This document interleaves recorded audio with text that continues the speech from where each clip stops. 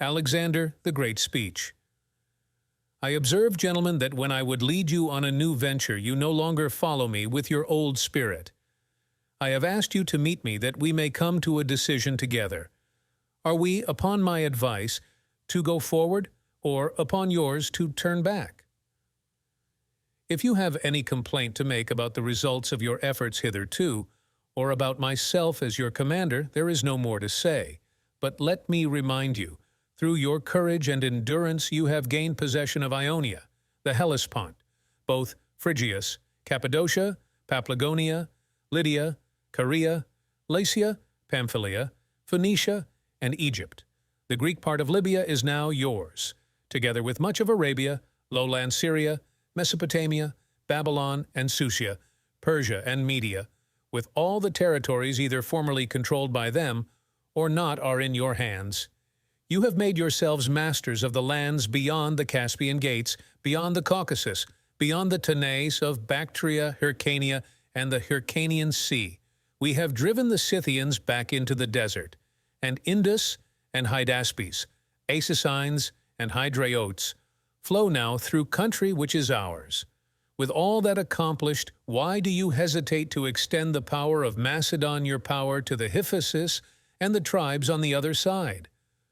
Are you afraid that a few natives who may still be left will offer opposition? Come, come. These natives either surrender without a blow or are caught on the run, or leave their country undefended for your taking, and when we take it, we make a present of it to those who have joined us of their own free will and fight on our side. For a man who is a man, work, in my belief, if it is directed to noble ends, has no object beyond itself. Nonetheless, if any of you wish to know what limit may be set to this particular campaign, let me tell you that the area of country still ahead of us, from here to the Ganges and the Eastern Ocean, is comparatively small. You will undoubtedly find that this ocean is connected with the Hyrcanian Sea, for the great stream of ocean encircles the earth. Moreover, I shall prove to you, my friends, that the Indian and Persian Gulfs and the Hyrcanian Sea are all three connected and continuous. Our ships will sail round from the Persian Gulf to Libya as far as the Pillars of Hercules, whence all Libya to the eastward will soon be ours, and all Asia too. And to this empire there will be no boundaries but what God himself has made for the whole world. But if you turn back now, there will remain unconquered many warlike peoples between the Hyphasis and the Eastern Ocean, and many more to the northward and the Hyrcanian Sea, with the Scythians too not far away. So that if we withdraw now, there is a danger that the territory which we do not yet securely hold may be stirred to revolt by some nation or other we have not yet forced into submission. Should that happen, all that we have done and suffered will have proved fruitless, or we shall be faced with the task of doing it over again from the beginning. Gentlemen of Macedon, and you, my friends and allies, this must not be.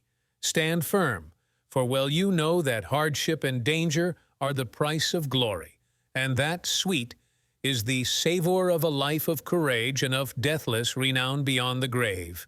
Are you not aware that if Heracles, my ancestor, had gone no further than Tiryns or Argos or even than the Peloponnese or Thebes, he could never have won the glory which changed him from a man into a god, actual or apparent.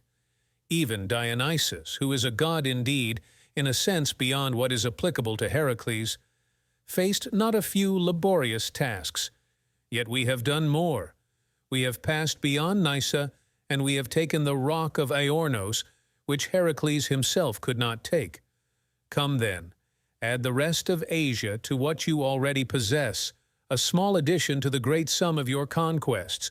What great or noble work could we ourselves have achieved had we thought it enough? Living at ease in Macedon, merely to guard our homes, accepting no burden beyond checking the encroachment of the Thracians on our borders, or the Illyrians and Tribalians, or perhaps such Greeks as might prove a menace to our comfort. I could not have blamed you for being the first to lose heart, if I, your commander, had not shared in your exhausting marches and your perilous campaigns. It would have been natural enough if you had done all the work merely for others to reap the reward. But it is not so. You and I, gentlemen, have shared the labor and shared the danger, and the rewards are for us all. The conquered territory belongs to you. From your ranks the governors of it are chosen. Already the greater part of its treasure passes into your hands, and when all Asia is overrun, then indeed I will go further than the mere satisfaction of our ambitions. The utmost hopes of riches or power which each one of you cherishes will be far surpassed, and whoever wishes to return home will be allowed to go, either with me or without me. I will make those who stay the envy of those who return.